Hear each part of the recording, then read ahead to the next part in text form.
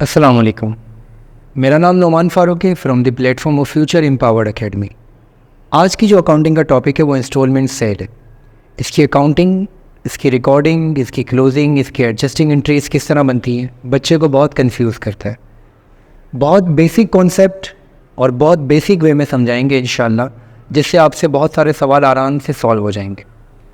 Instalment cell का मतलब ये होता है कि आप अमूमन देख रहे होगे कि किस्तों पे माल बेचा जा रहा होता है। बाइक वगैरह किस्तों पे मिलती है, अमूमन घर वगैरह जो है वो आप डाउन पेमेंट कर दें, बाकी जो है वो किस्तें भरते रहें। अब ज़ाहिर सी बात है, जो अकाउंटिंग है ये इतनी आसान तो नहीं होगी, उसकी अकाउंटिंग में कुछ टेक्निकलिटीज़ होती हैं। ये बिल्कुल एक बेसिक अकाउंटिंग का टॉपिक है। इंस्टॉलमेंट का बिल्कुल बेसिक नहीं कहते आप, कि सिंपल सा कॉन्सेप्ट है जिससे बच्चे के कॉन्सेप्ट बहुत अच्छे हो जाएंगे। इसके 4 स्टेप्स होंगे। सबसे पहले हमें निकालना होगा DGP। Sir what is DGP या UGP, डेफर्ड ग्रॉस प्रॉफिट। अब एक चीज़ 7 लाख की मैंने बेची है, 4.5 लाख की खरीदी है, तो इसका मतलब 2.5 लाख का प्रॉफिट है। अब ये जो 2.5 लाख का प्रॉफिट है मेरे हाथ में तो नहीं आया ना, ये तो फ्यूचर में आएगा जब वो कलेक्शन आती जाएगी। तो अभी ये प्रॉफिट को मैं कहूँगा डेफर्ड। डेफर्ड का मतलब आने वाले वक्तों में मिलेगा। तो सबसे पहले हम कैलकुलेशन करेंगे स्टेप 1 में, कैलकुलेशन फॉर DGP। DGP का मतलब डेफर्ड ग्रॉस प्रॉफिट या UGP आप इसे कह सकते हैं। कैसे निकलता है? सेल में से कॉस्ट ऑफ इंस्टॉलमेंट को आप माइनस कर दें तो आपके पास DGP आ जाता है। सेल कितनी है? 7 लाख। कॉस्ट कितनी है? 4.5 लाख। तो आपका DGP कितना आ गया? 2.5 लाख। एक स्टेप सॉल्व हो गया। अब सेकेंड स्टेप, आप ये रेट निकाल लें कि आपका प्रॉफिट का रेट कितना है, ताकि आने वाले वक्तों में जब जब कलेक्शन हो तो आप इसके अंदर क्लासीफाइड कर सकें कि भाई मेरी कॉस्ट का कितना हिस्सा है और मेरे प्रॉफिट का कितना हिस्सा है। तो रेट निकालने का तरीका क्या है? DGP rate. DGP रेट निकलता है DGP divided by sale into 100। 2.5 lakh का DGP है, 7 लाख की सेल है। अगर हम इस इंटू 100 करें तो इसकी जो परसेंटेज आती है वो आएगी आपके पास 2.5 lakh divided by 7 lakh into 100। Round of करते तो 36% ले लें आप। कितना परसेंट आया? 36%। ये आपका आ गया DGP। अब हम निकालेंगे RGP। RGP का मतलब रियलाइज ग्रॉस प्रॉफिट, वो प्रॉफिट जो आपके हाथ में आता जा रहा है। अब रियलाइज ग्रॉस प्रॉफिट का फॉर्मूला क्या है? थर्ड स्टेप में collection multiply by DGP rate. याद रहे कलेक्शन 2 तरीके की होती है इंस्टॉलमेंट में। एक तो होती है डाउन पेमेंट, कि जब वो किस्तों पे माल ले रहा है तो इनिशियल डिपॉजिट करवाता है, टोकन मनी जिसे कह लें, डाउन पेमेंट कह लें। और फिर आती है किस्तों में इंस्टॉलमेंट्स आती रहती है, क्वार्टरली भी आती है, मंथली भी आती है, 2 साल 3 साल 4 साल प्लान होता है बाकायदा। तो कलेक्शन 2 तरीके की होती है। लेकिन इस सवाल में चूँकि मैंने आपको बेसिक अकाउंटिंग करवानी है इंस्टॉलमेंट की, तो कलेक्शन का फिगर निकाल के दे दिया 6,20,000। तो हमारी कलेक्शन आ गई 6,20,000। DGP का रेट है 36%। इट्स मीन कि आपके हाथ में कितना प्रॉफिट आ गया? आपके हाथ में प्रॉफिट आ गया 2,23,200 रुपये। ये आपका वो प्रॉफिट है जो रियलाइज़ हो गया। अब चौथा स्टेप है, बाज़-औक़ात ऐसा भी होता है इंस्टॉलमेंट में कि कुछ किस्तें भरी लोगों ने, आखिर में आके डिफ़ॉल्ट हो गए और नहीं भर सकते इंस्टॉलमेंट। तो वो तो रिपोजिस, यानी कि माल वापस ले लेंगे हम उनसे, या तो रिपोजिस हो जाएगा या कुछ भी रिपोजिस नहीं होगा, तो सारा का सारा लॉस हो जाएगा। इस सवाल में देखते हैं कि 80,000 की इंस्टॉलमेंट कैंसिल हो गई। कैंसिल का मतलब डिफ़ॉल्ट हो गया कस्टमर। तो हम रिपोजिस की कैलकुलेशन करेंगे, गेन और लॉस ऑन रिपोजिस, कि भाई ये जो कैंसिल हुआ है इसमें हमारा गेन और लॉस ऑन रिपोजिस कितने का हमें लॉस हुआ है। तो अकाउंट रिसीवेबल कैंसिल कितना हो गया हमारा?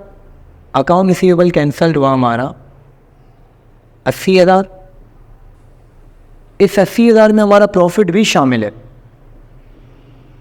तो हमने वो निकाल लिया कि भाई 80,000 में ये सारा का सारा लॉस तो नहीं है, 36% तो प्रॉफिट भी है ना हमारा।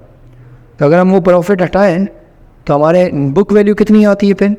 अगर वो प्रॉफिट देखें तो 28,800 का 36% प्रॉफिट है, 28,800।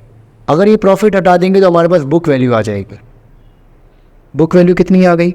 80,000 मल्टीप्लाई बाय माइनस 28,800, 51,200 की बुक वैल्यू आ गई। अब रीपर्चेज का मतलब उसने डिफ़ॉल्ट हो गया, हमने वो चीज़ उससे वापस ले ली जो उसे दिया था, जो उसे सेल किया था। उसकी वैल्यू कितनी दी हुई है सवाल में? 55,000। तो रीपर्चेज मर्चेंडाइज या रीपर्चेज गुड्स 55,000।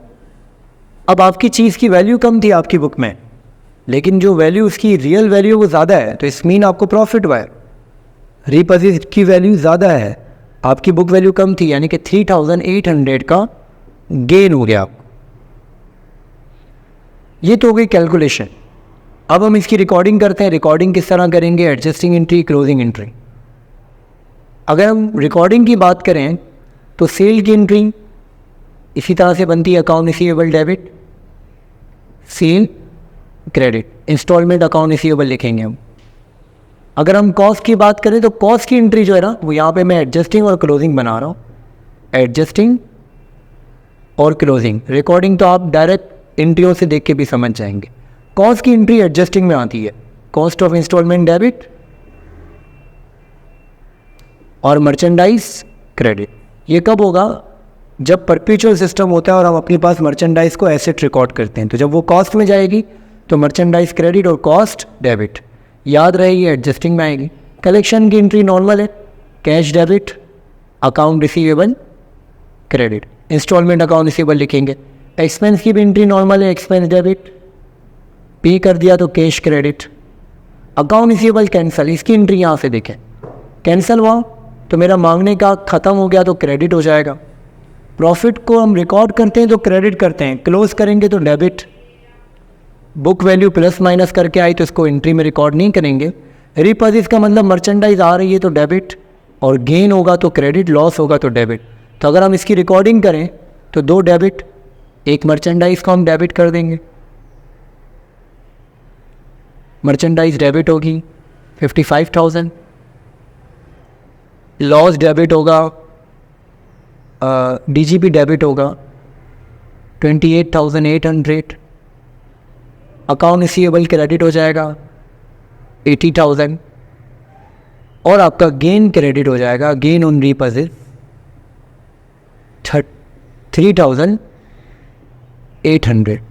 ये आपकी एंट्री रिकॉर्ड हो गई, यानी कि डेबिट हो गया और ये क्रेडिट हो गया। ये तो नॉर्मल रिकॉर्डिंग है जो बच्चा आसानी से कर लेगा। एडजस्टिंग और क्लोजिंग एंट्री उसमें मुश्किलात होती हैं। तो एक तो एडजस्टिंग कॉस्ट हो गई, दूसरी एडजस्टिंग होगी ये आरजीपी, कि डीजीपी से निकल के आपका आरजीपी में ट्रांसफ़र होगा। कितना? 2,23,200। ये आपकी 2 एडजस्टिंग एंट्रियाँ बन जाएंगी। अब आते हैं क्लोजिंग एंट्री पे। क्लोजिंग एंट्री में सबसे पहले सेल को क्लोज करेंगे, सेल डेबिट, कॉस्ट क्रेडिट और डीजीपी क्रेडिट।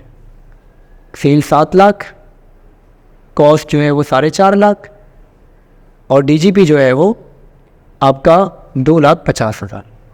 एक तो ये क्लोजिंग हो गई।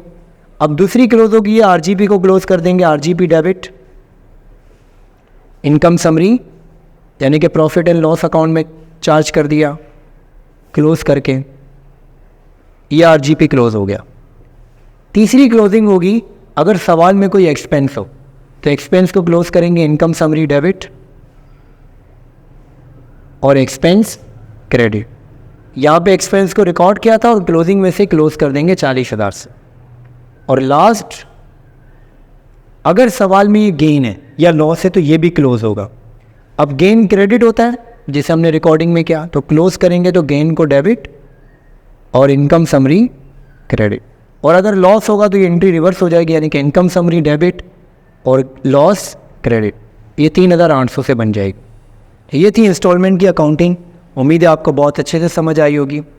इंशाअल्लाह इस तरह की बहुत सारी वीडियोस मज़ीद बनेंगी।